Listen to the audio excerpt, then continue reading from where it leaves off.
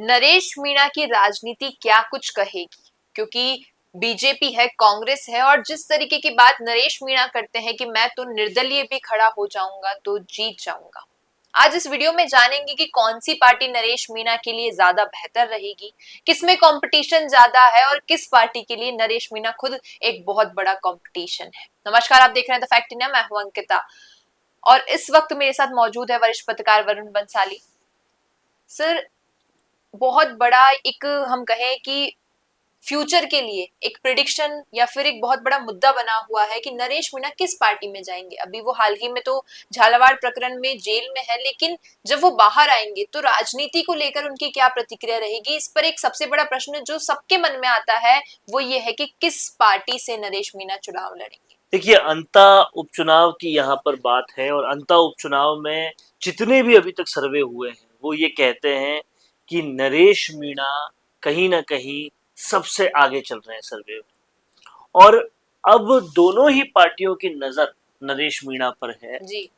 सूत्र ये बताते हैं कि बीजेपी लगातार उनसे संपर्क में है और यही वो कारण है कि नरेश मीणा बाहर आने के बाद मुख्यमंत्री भजनलाल शर्मा जी को लेकर बहुत ज्यादा सॉफ्ट हैं, उनके जी। हक में बोल रहे हैं, उनकी तारीफ कर रहे हैं और बीजेपी लगातार उनसे टिकट की अप्रोच कर रही है, टिकट देने की बात कर रही है।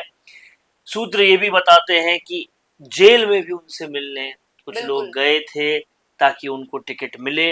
अब सवाल ये है कि अगर बीजेपी से टिकट मिल जाता है तो प्रमोद जैन भाया की हार निश्चित है। हालांकि प्रमोद जैन भाया तो तब भी हार जाएंगे जब अगर वो निर्दलीय चुनाव लड़ते हैं। जी। तो प्रमोद जैन भाया का तो पूरा सुपड़ा साफ होना निश्चित है, लेकिन अगर इनको टिकट कांग्रेस देती है तब कहीं ना कहीं जाकर कांग्रेस इस सीट को बचा पाएगी, क्योंकि प्रमोद जैन भाया पर बहुत ही ज्यादा भ्रष्टाचार के आरोप है और उस आरोप के चलते अब अंता जीत पाना बहुत मुश्किल है। प्रमोद जैन भाया पूर्व मुख्यमंत्री अशोक गहलोत के यसमैन हुआ करते थे और अशोक गहलोत पे खुद पर भ्रष्टाचार के बहुत ज्यादा आरोप है। जिस तरह से उनके ओएसडी बाहर निकल कर आए, जिस तरह से लाल डायरी प्रकरण हुआ, राजेंद्र गुड़ा ने बहुत कुछ कहा, तो बहुत सारे भ्रष्टाचार के प्रकरण है और फिर साथ में प्रमोद जैन भाया पर भी है। ऐसे में प्रमोद जैन भाया से कांग्रेस दूरी देखना चाह रही है, क्योंकि जी। जिस तरह से राहुल गांधी ने अपना वक्तव्य साफ कर दिया था कि वो किसी भी मलाइंड पर्सनैलिटी के साथ नहीं जाना चाहेंगे। हालांकि उसके बावजूद भी प्रमोद जैन भाया के हक में कुछ प्रोग्राम्स हाल ही में हुए। जी। उस प्रोग्राम में भी प्रहलाद कुंजल ने वहां से नरेश मीणा की तारीफ की, ये सब कुछ हुआ था। बट क्योंकि अंता उपचुनाव की सारी लहर नरेश मीणा के हक में है तो बीजेपी कांग्रेस दोनों ही नरेश मीणा को अपने पास चाहती है। पर नरेश मीणा किस तरफ जाते हैं ये देखने वाली बात होगी, क्योंकि कहीं ना कहीं अगर वहां पे कास्ट इकोनॉमिक्स की बात की जाए तो मीणा वोट भले ही ज्यादा हो, लेकिन वहां पर गुर्जर वोट भी रहते हैं और वहां पर दूसरी जातियों के वोट भी रहते हैं। इसीलिए कहीं ना कहीं नरेश मीणा को बीजेपी या कांग्रेस में से किसी एक पार्टी का साथ चाहिएगा। और अब नरेश मीणा क्या सोचते हैं, क्या डिसीजन लेते हैं, वो तो उनके हाथ में होगा, लेकिन अंता उपचुनाव जो है वो बेहद इंपॉर्टेंट होता जा रहा है। क्योंकि अगर कांग्रेस वहां से हार जाती है तो हाड़ौती में कांग्रेस और ज्यादा कमजोर हो जाएगी और हाड़ौती में कांग्रेस का कमजोर होने का मतलब साफ है कि कहीं ना कहीं कांग्रेस पूरी तरह से निस्तो नाबूद आड़ोसी से हो जाएगी। और अगर नरेश मीणा ये करते हैं तो नरेश मीणा कांग्रेस को हाड़ौती से खत्म करने की एक नींव वहां पे रख देंगे। जी, आपने बिल्कुल सही कहा। और जो बात आपने कही थी कि जब मैं नरेश मीणा से मिली थी तो मैंने भी उनसे बात पूछी थी कि जेल में कई कॉन्टेक्ट्स उनके साथ हुए जिसमें उन्हें साफ कहा गया था कि आपको बाहर भी निकाला जाएगा, टिकट भी दी जाएगी, जिता भी दिया जाएगा, ये बात है। और जो आप बात कह रहे हैं कांग्रेस की सीट की, तो समीकरण ये बता रहे हैं कि कांग्रेस इस डर से नरेश मीणा को वो टिकट दे सकती है क्योंकि उनका मानना है कि अगर बीजेपी नरेश मीणा को अपनी ओर लेकर सीट दे देती है, उसकी टिकट देती है अंतर विधानसभा की, तो उस उपचुनाव में मुख्य तौर पर नरेश मीणा जीत जाएंगे और प्रमोद जैन भाया की टिकट वहां से पत्ता साफ होता नजर आएगा। इस बात को गौर कर रही है कांग्रेस और हो सकता है कि शायद यही एक मुख्य रीजन बन रहा है कांग्रेस और बीजेपी की इस झड़प का नरेश मीणा को लेकर। जाहिर तौर पर, क्योंकि अब कांग्रेस कहीं ना कहीं गेम मजबूत करना चाहती है अपना हाड़ौती में, और उसका एक ही तरीका है कि वो नरेश मीणा को अपने साथ ले। लेकिन सवाल ये उठता है कि जो कुछ भी प्रमोद जैन भाया ने उनके साथ किया, जो कुछ भी कांग्रेस ने उनके साथ टोंक चुनाव में किया टिकट नहीं देकर, ये सब कुछ को क्या नरेश मीणा भूल पाएंगे और भूल के कांग्रेस का ऑफर मानेंगे, या फिर बीजेपी का ऑफर मानकर कांग्रेस को धूल चटाएंगे?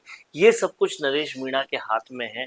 अब देखना ये होगा कि हाल फिलहाल में वो जो जेल में है, अकेले हैं, उसमें क्या मंथन करते हैं, क्या चिंतन करते हैं, क्योंकि उनके पास ये ऑप्शन भी पूरी तरह से क्लियर है कि अगर वो निर्दलीय रहते हैं तो जनता उनके साथ ज्यादा रहेगी, क्योंकि जनता बीजेपी कांग्रेस के अलावा कोई अल्टरनेटिव चाहती है। बिल्कुल। अब देखना ये होगा कि किस तरह से नरेश मीणा का क्या डिसीजन होता है।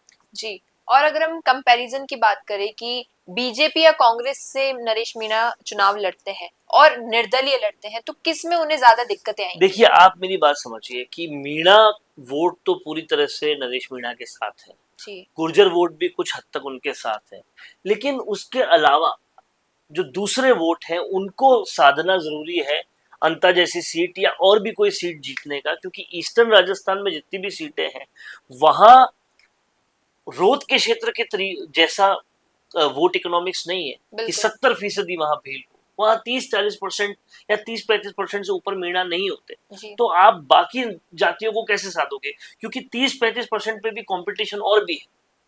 बिल्कुल। तो अब बाकी जातियों को साधने के लिए अगर वो कांग्रेस के साथ चले जाते हैं तो अल्पसंख्यक पिछड़े उनके साथ बाकी भी आ जाते हैं।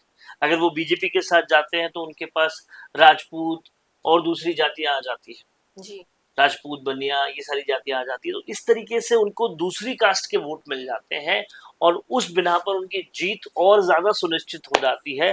तो अब देखना ये होगा, और फिर जैसे बीजेपी से टिकट आता है तो आरएसएस भी आपके लिए प्रचार करती है, कांग्रेस से टिकट आता है तो कांग्रेस में सचिन पायलट से लेकर और लोग प्रचार करते हैं। तो इस तरह से आपकी जीत की संभावनाएं बढ़ती है अगर आप पार्टी के साथ जाते हो तो। पर नरेश मीणा को ये देखना होगा कि ये संभावनाएं तब ज्यादा जरूरी थी जब वो जेल नहीं गए थे, लेकिन जेल जाने के बाद जो लोगों का समर्थन उन्हें मिला है उससे ये भी संभव है कि उनको मीणा और गुर्जर के अलावा भी युवाओं के, उन लोगों के जो दबे कुचले मजलूम हैं, जी, उनके वोट बहुत ज्यादा मिले, क्योंकि वो एक इंकलाब की आवाज बनते जा रहे हैं। तो निर्दलीय लड़ने का समीकरण जो है वो भी अब कुछ हद तक बैठता है जीतने के लिए, क्योंकि उनके साथ समर्थन बढ़ रहा है लोगों का। जी। तो अब देखना यही होगा कि नरेश मीणा किस राह को चुनते हैं, बीजेपी की, कांग्रेस की, या फिर अकेले खड़े होते हैं निर्दलीय बनकर। आपका क्या मानना है इस बात पर, इस मुद्दे पर? कमेंट्स में दीजिएगा अपनी राय। वीडियो पसंद आया हो तो इसे लाइक करना, शेयर करना और हमारे चैनल द फैक्ट इंडिया को सब्सक्राइब करना न भूलना। धन्यवाद।